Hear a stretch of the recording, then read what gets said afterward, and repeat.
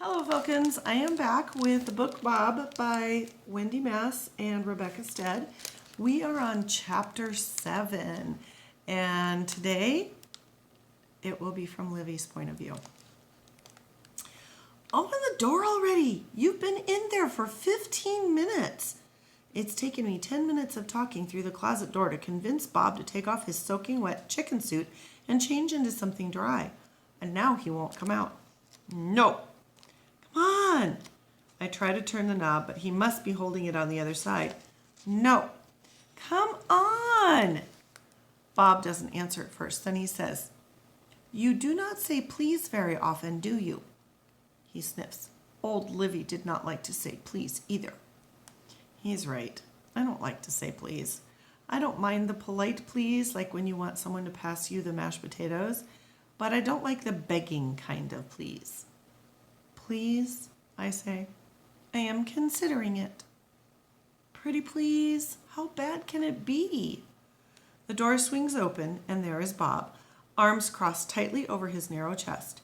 He is wearing my old tutu. He looks smaller in the tutu than he did in the chicken suit. It's not so bad. At least both your feet are still attached, I say. It was this or a bathing suit, he says. I probably would have gone with the bathing suit. That tutu looks itchy. Maybe you could get me something else to wear when you are in town tonight? Bob's eyes shine. In Grand's soap operas, someone is always going into town to shop. I'll try, but it might be hard to get my mom to buy me something in your size. He looks at me. One side of the tutu sticks up in a funny way, like it's been pressed up against the closet wall for the last 5 years. That plus Bob's dead serious look makes me want to hug him, but I don't. Suddenly Bob smiles. Do you have time for chess? You play chess? He nods. Your dad taught you, and you taught me.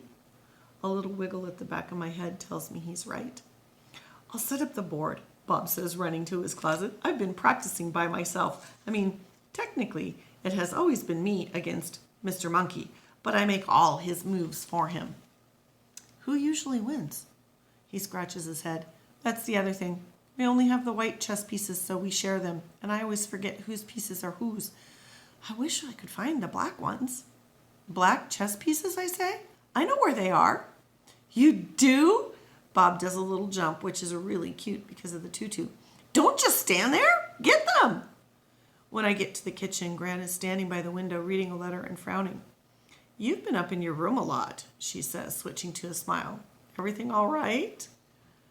We're still making that cake tomorrow, right? Yes, everything is great. But do you know where those chess pieces are? The black ones you showed me yesterday? Oh, of course. She drops the letter on the kitchen table next to a ripped open white envelope, and I realize Gran is reading the letter that the neighbor was twisting in his hands this morning. He looked miserable when he was holding it, and now that Gran has it, she looks kind of miserable, even though she's still smiling at me. When Gran turns away, I tilt my head and read the words at the top of the page. Bank of Australia. Gran holds the net bag of chess pieces out to me. Do you remember trying to take these home last time you came? You had them all packed away in your backpack. Cutest thing. I did?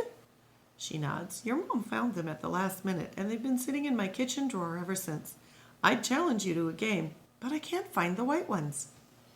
Upstairs, Bob is sitting cross-legged on the floor of my room with a chessboard in front of him.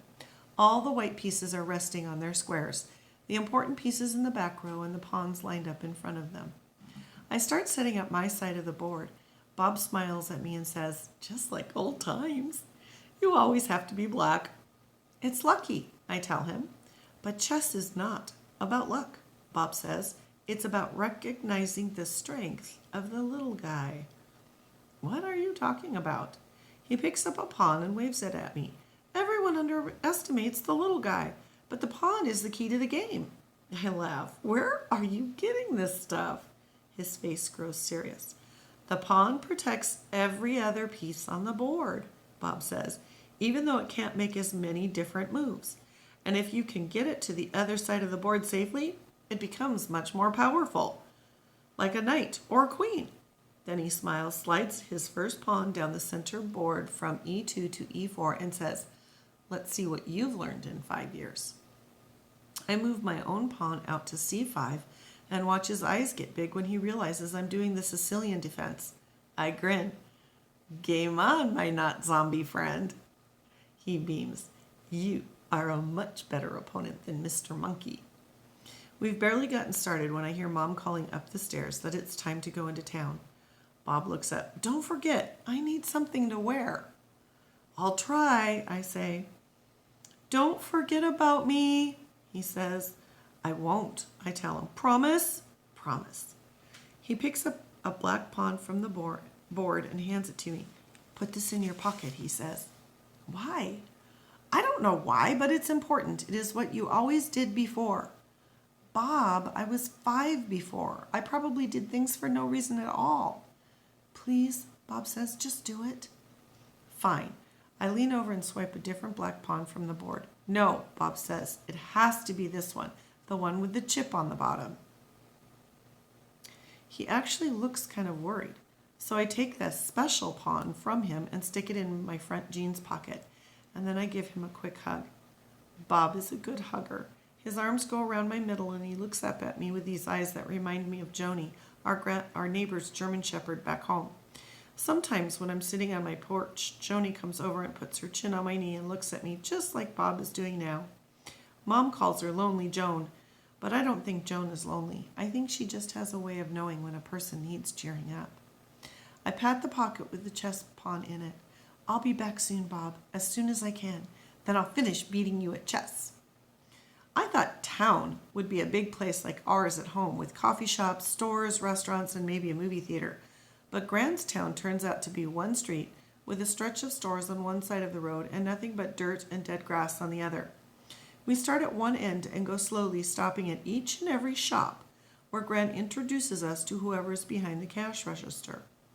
Beth Ann did her 4 o'clock crying in the car, so she's smiling now and even willing to be passed over the counter and held by whoever is there. "Do we have to go to every single place?" I whisper to Mom in the wool shop. "Yarn is boring." "Yes, we do," she says. "Gran is showing us around to her people. Showing the baby around, more like." I cheer up a little when the third store turns out to sell clothes, because I wanted to go to a clothing store. I know I did, even though I can't remember exactly why. "Can I get something?" I ask Mom. "Maybe," she says. "Show me what you want." But I can't remember what I want. I look around at all the stuff. It's nothing fancy, just different kinds of t-shirts and a few handmade things in baskets. And I can't even remember why I wanted to come here in the first place. It's like I'm reaching for something in my brain that isn't there anymore. And then Mom says the baby needs her diaper changed right now, and we're leaving the store before I can figure it out. I wait with Gran while Mom changes the baby in the back of the car. Gran keeps looking across the road at the field of brown grass. It's cut very short. Back home, I love walking on cut grass with my bare feet, but this grass looks like it would hurt to walk on. When Mom gets back with Beth Ann, we start moving faster because it turns out that a few of the stores have shut down. Gran stops in front of each one and tells Mom when it went out of business. The bookstore closed last summer. Ms. Penn, who used to run it, is living on next to nothing now. She always knew what book I needed to read. The antique shop closed just a few weeks ago. Who has money for knickknacks these days? I perk up when we walk into what Gran calls the lolly shop. There's candy in big jugs all over the place. Thank goodness people can always find some change for something sweet. The lady behind the counter hugs Mom, holds her arms out for the baby, and calls to me that I can pick any 3 things that I want. I walk slowly from bin to bin, taking a square caramel in a clear wrapper because caramels are my favorite. Then a sour cherry ball because they last a long time. And I'm still thinking about the 3rd thing I should pick when the lady calls out, "Oh, I moved the licorice. It's in the corner now." And she points. I hate licorice. Why is she telling me where the licorice is? I kind of smile at her and keep walking. "Chocolate? Gummy frog?" "Don't be shy," she calls. "I know it's your favorite." Mom is smiling at me in a funny way because she knows I hate licorice. We both know that the lady behind the counter must be mixing me up with someone else's granddaughter who probably visited a long time ago. But now that Mom is looking, I'll have to do the polite thing and take one, which means no chocolate and no gummy frog. No charge for those, the lady says happily when I have all 3 pieces in my hand: the caramel, the sour cherry ball, and the dreaded licorice. But Grand Nicholas insists on paying for the candy. Those in your pocket for later, Mom tells me the second we step outside. No candy until after dinner. We finally get to the town's one restaurant at the end of the street. It's really just a square room full of square tables, each one covered with a white paper tablecloth that hangs down on all the sides. There's a little jar of loose crayons on each table. Mom gives a loud whoop and hugs the waitress hello for a long time, and then a girl about my age comes through a swinging door with a basket of bread, which she puts down on our table. I don't suppose you two remember each other, Gran says, smiling at the girl and then at me. We both get shy. The waitress says to me, I still got your drawing up, you know. My drawing? Mom says, oh, how wonderful, let's see. She rubs my back as we all walk toward one of the walls, which I now see is covered with crayon drawings on paper tablecloths. I hang only the best, the waitress says.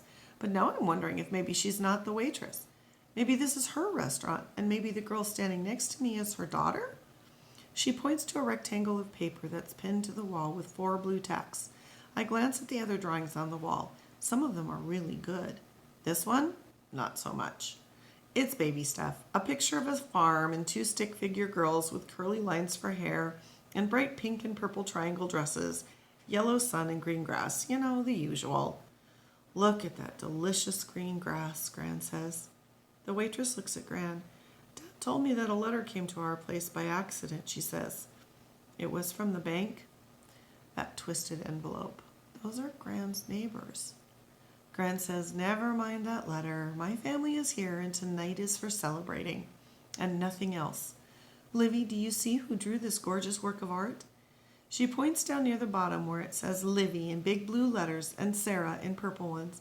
I look at the girl. She must be Sarah. She's not looking at the picture. She's looking at her feet. Remember the weekend you two spent together? The waitress asks me. Sarah spent the day with you at your Gran's, and the next day you both came here to help me out.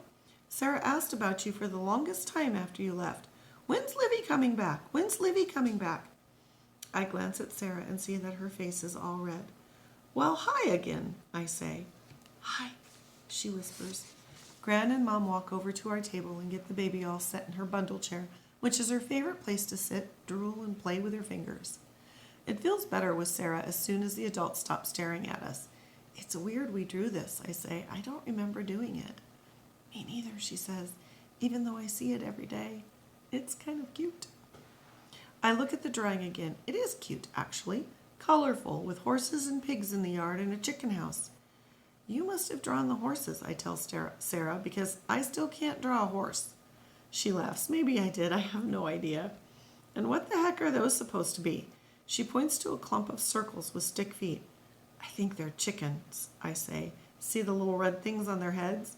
And as I look more closely, I see that one chicken, unlike the others, has a carefully colored green face. Weird. I point to the drawing above ours, a black dog with a white chest done in pencil. That one is really good, I say. She nods. My little brother drew that. He's only 7, but he's definitely the official artist of the family. Danny? That little kid drew this? Wow. Yeah, she says. Hey, do you like licorice? I ask Sarah. I reach into my pocket and take out my loot. Sarah laughs. You carry chess pieces around? I look at the pawn in my hand, and it's like a door swings open in my mind. Bob. Bob is that green chicken in our drawing. Bob is who I meant to buy clothes for, and I promised him. And then I forgot him again. I turned to Sarah. We were obviously friends when I was here last time. Maybe I told her something. It would be kind of great to have a partner, because I can't leave Bob alone here again, and I don't actually have any idea how to get him home. Do you know Bob? I say. Who? Bob? I wave one finger at the paper in the general direction of the green-faced chicken. Was Bob a horse? She frowns. I hate to tell you this, but he might be gone now. Some people had to ship their horses off because of the drought. Oh. I'm really sorry, she says. And then our mom calls us to the table to decide what we want for dinner. Can I run back to that store with the clothes? I ask Mom. I just remembered what I wanted. I'll be right back. What? No, we're eating now, Livy. Please? I'm cold. Sarah can lend you a jumper, Sarah's mom says. She keeps an extra one in the back. Jumper is Australian for sweatshirt, and it's hot in the restaurant, so I'm pretty miserable getting into Sarah's red hoodie, wondering how I could have forgotten Bob again. I stick the pawn in one pocket along with the candy. Sarah and I didn't have a chance to sneak. Sarah takes the chair next to mine. She isn't shy anymore. In fact, she talks a lot. We're the only customers in the restaurant except for the one older couple at the table in the front window. I guess that means business isn't too good. Our mom starts telling stories about the crazy stuff boys in their class used to do, and Sarah and I keep laughing. It cools off as it gets later, so that I'm happy for the sweatshirt. Our moms take about 100 pictures of us. After dinner, Sarah and her mom walk us back up the road to our car, and Mom asks if I still want to get something at the store. A t-shirt or something? It's not too late if you want to. I shrug and look into the store window as we pass by. Did I want a t-shirt? Why did I want a t-shirt? Mom says the candy was for after dinner, and this is after dinner. I reach into my pocket and come out with the caramel, the sour cherry ball, the licorice, and a chess piece, a black pawn. The name comes back to me in a flash, Bob, and I realize that I've forgotten about him again. Hey, Sarah says, you never told me about the chess piece. Is it your lucky charm or something? I stare at that pawn, and I finally get it. Something is wrong. And that is the end of chapter 7. Tomorrow night, we'll read chapter 8. Until then,